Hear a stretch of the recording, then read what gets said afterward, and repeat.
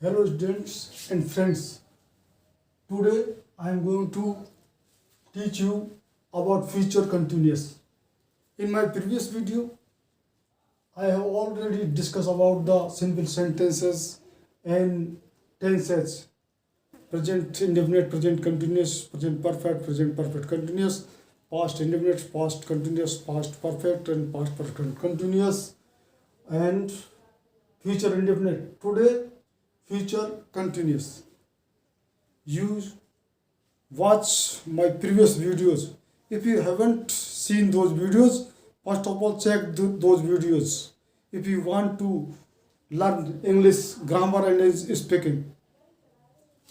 तो आज हम फ्यूचर कंटिन्यूस के बारे में, फ्यूचर में क्या है, जो कंटिन्यूस में जो हमारा इंडेफिनिट हमने फ्यूचर में बताया था, तो उसमें तो क्या है कि जो कोई एक्शन फ्यूचर में हो रहा है तो वो जैसे ही कोई प्रेडिक्ट कर रहा है कि हम मैं ये करूँगा वो करूँगा, तो उसमें उस काम का समाप्त होना पड़ता है। लेकिन जो फ्यूचर कंटिन्यूस है, फ्यूचर में ही कोई काम चल रहा है और शुरुआत हुई है और चल रहा है और किसी ए पॉइंट ऑफ टाइम पर तक चल रहा है, तो इस कहने का पूरा अर्थ आएगा कि ये फ्यूचर कंटिन्यूस है। और इसमें adverbs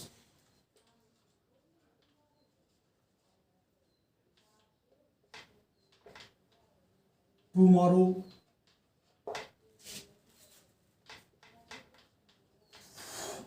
next week, next month, इन एडवर्ब्स का अधिकतर प्रयोग होता है, जिनसे कि हमको मालूम होता है कि ये फ्यूचर जो कंटिन्यूस है।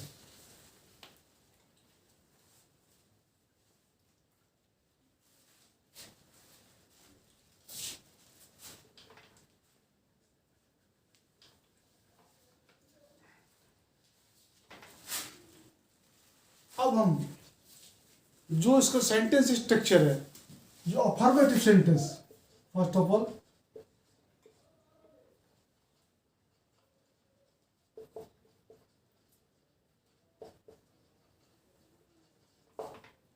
अफर्मेटिव सेंटेंस क्या इसका स्ट्रक्चर होगा, सब्जेक्ट और हेल्पिंग वर्ब यानी कि मॉडल वर्ब विल और शैल, और फिर इसमें बी का उपयोग होगा और प्रेजेंट पार्टिसिपल फॉर्म वर्ब की प्रेजेंट और पार्टिसिपल फॉर्म, जिसको V1 प्लस आईएनजी फॉर्म होती है, फर्स्ट फॉर्म बेस फॉर्म होता है आईएनजी, और फिर ऑब्जेक्ट और एडवर्ब्स बोल लीजिए या अदर वर्ड्स जो भी है, टाइम वगैरह जो एडवर्ब्स है वो अदर वर्ड्स इसमें आ जाएंगे। तो ये इसका सिंपल अफर्मेटिव का जो फॉर्मूला होता है। और इसमें एक तरीके से और इसको फ्यूचर कंटिन्यूस कहने का दूसरा तरीका और है जो इसको बहुत से नहीं बताते हैं, यानी कि सब्जेक्ट, और हम क्या करेंगे, सब्जेक्ट में बी की फॉर्म यानी कि इज, एम और आर, ये बी की फॉर्म ये लगा देंगे और फिर क्या करेंगे, गोइंग टू बी, और फिर V1 प्लस आईएनजी और ऑब्जेक्ट और अदर वर्ड। इस तरीके भी ये भी फ्यूचर जो कंटिन्यूस कहने का एक जो इस समय जो सेंटेंस बनाएंगे तो उसमें आप देखना।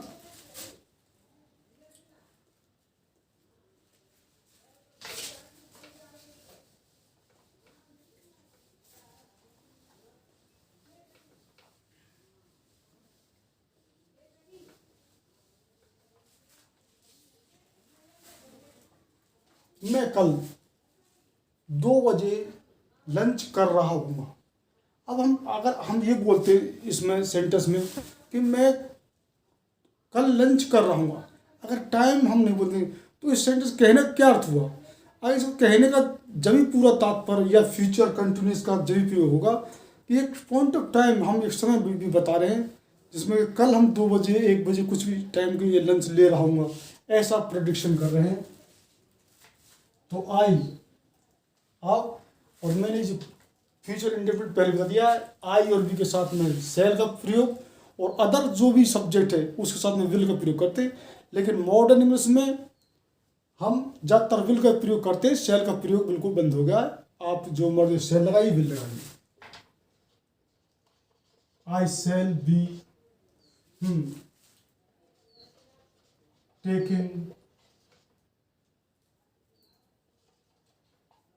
lunch at 2 o'clock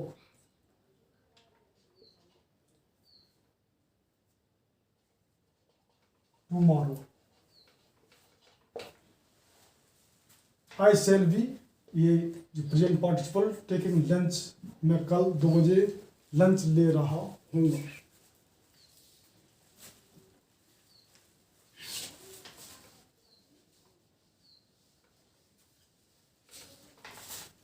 अब जो दूसरे तरीके हमने स्ट्रक्चर बताया था तो उसमें जैसे कि हम बी की फॉर्म से भी जो फ्यूचर कंटिन्यूस बता सकते हैं कि जैसे मैं कल 1 बजे जयपुर जा रहा हूँ तो आई एम जो कि बी की फॉर्म और फ्यूचर हम कंटिन्यूस बोल रहे विल सेल्फ प्रयोग नहीं कर रहे हैं जो कि बी की form as a present condition, लेकिन ये फ्यूचर कंडीशन दे रहा है। I am going to be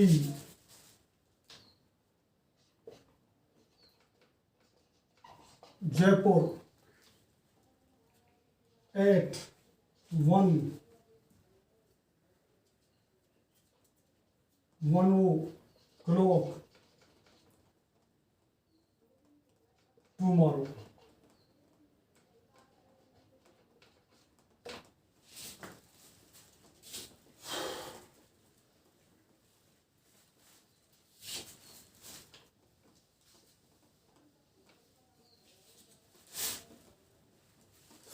negative sense, जो नेगेटिव सेंटेंस है उसका स्ट्रक्चर क्या होगा?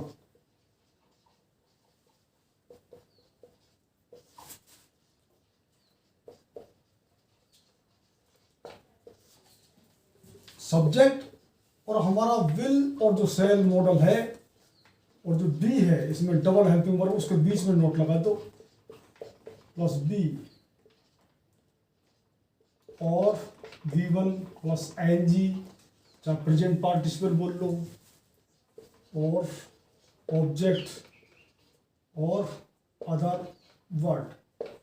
ये नेगेटिव, मैं कल शाम को क्रिकेट नहीं खेल रहा हूँगा, या वह, एक हम आई बोल रहे हैं, ही का प्रयोग करते हैं, वह कल शाम को क्रिकेट नहीं खेल रहा होगा।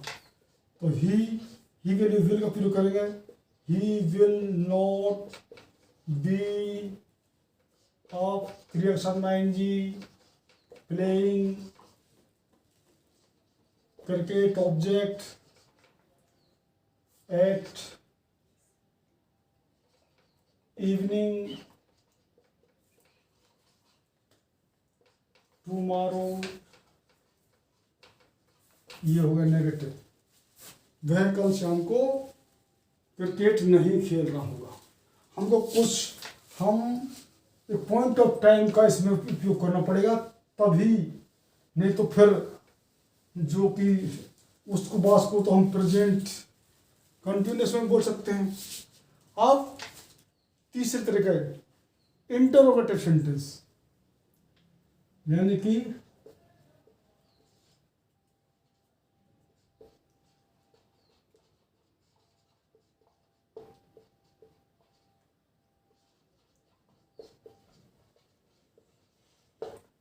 इंटरोगेटिव सेंटेंस क्या है?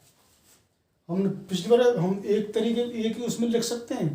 अगर WS वर्ड है तो WS वर्ड का प्रयोग करो, और फिर अब दो हेल्पिंग वर्ब विल सेल और सब्जेक्ट, दोनों के बीच में सब्जेक्ट को फंसा दो, यानी कि विल और सेल और सब्जेक्ट और plus be plus V1 plus ING plus object plus other word और क्वेश्चन मार्क। तुम कल सुबह के समय क्या कर रहे होगे, या तुम 10 बजे कल स्कूल जा रहे होगे। क्या तुम, अब क्या क्यों कैसे शुरुआत है, तो ये डब्ल्यूएच वर्ड नहीं आएगा और विल से फ्री होगा। तुम के लिए क्या आएगा, विल से शुरू होगा। विल यू और विल यू बी, फिर साथ में आएंगे going to school at 10 o'clock tomorrow और क्वेश्चन मार्क। इस तरीके से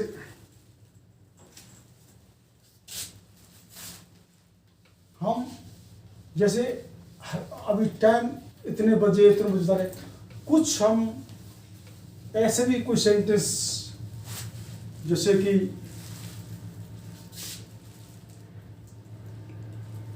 कल मैं शाम को क्रिकेट खेल रहा हूँगा जबकि मेरे दोस्त आएंगे, ऐसे हम टाइम को बता लेंगे और उसमें एक क्लोज जोड़ देते। तो ये भी, जैसे कि आई shall be playing cricket at evening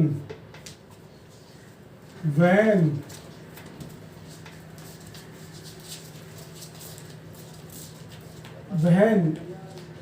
his friends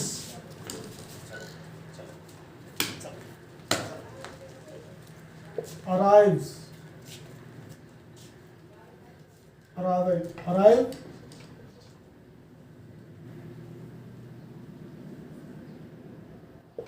इस तरीके से हम सेंटेंस को हम इतने बजे ना करके एक क्लोज जोड़ दिया है।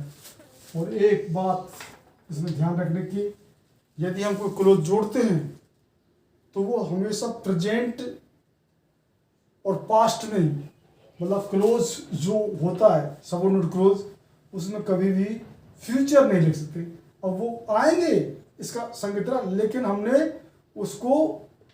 प्रेजेंट में बनाया उसको, when his friends arrive.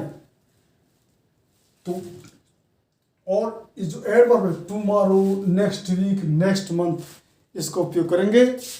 Do subscribe my channel to get update my videos. Thank you very much.